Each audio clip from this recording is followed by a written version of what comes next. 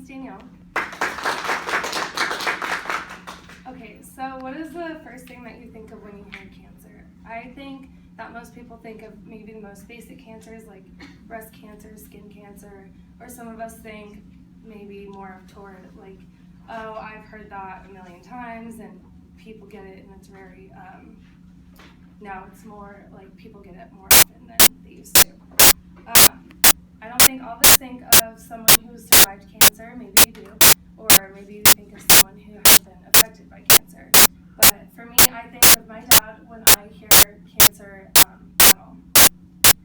So the purpose of this presentation is to inform you a little bit about a type of cancer that affected my family about 14 years ago today, 14 years ago, and a specific type of cancer that not many of us have heard of, or maybe you have before. So this cancer is called squamous cell carcinoma, and by the end of this, hopefully you'll learn more a little bit about this specific type of cancer and how it affects people's everyday lives.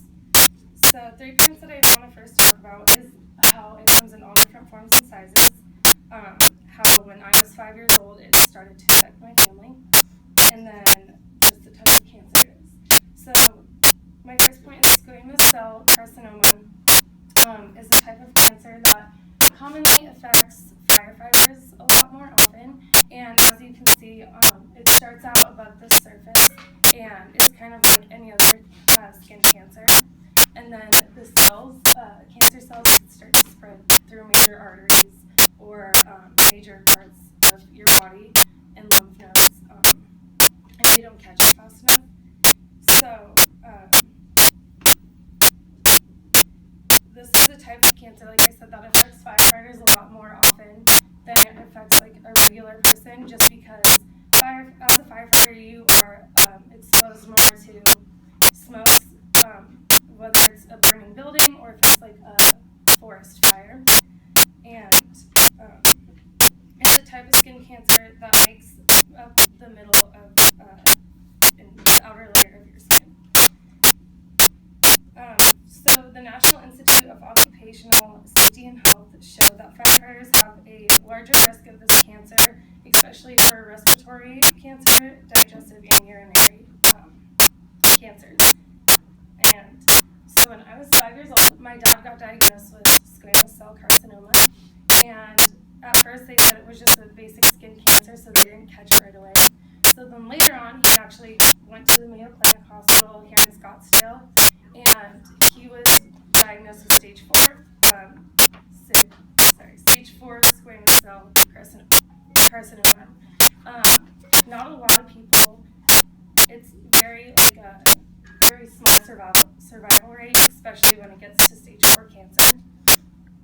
And I was 5 years old, my brother was 7, so at the time we weren't too sure what was really going on, but later on we could see now that it affected us a lot more than we realized.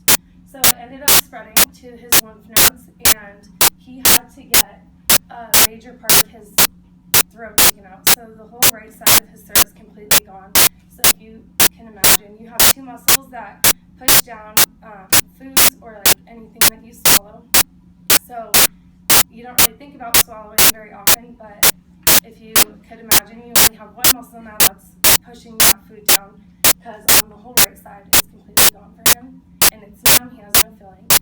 So it, like I said, it doesn't push down very good. So he actually chokes a lot on food and water, but I mean, he did survive it, which is very good. But we don't realize how much our like everyday lives can be affected just by if someone you know is affected with cancer, or if you are affected with it, because you don't realize the little things in life, or like the little everyday tasks that you can do, and you don't, like, you do it not realizing that you are doing it. So when you're affected with it, or your family's affected with it, it shows a little bit more of how it can affect your family and how hard it is to deal with that. So like I said, my dad had half of his throat cut out, and so hopefully you learned a little bit more about the squamous cell carcinoma and how it affects everyday lives, or how it affects firefighters. And hopefully you learned that you don't take nowadays someone could be affected by this, so make sure that you tell someone how much they mean to you. And make sure that you also realize that you could be affected by it just as well as anyone else can.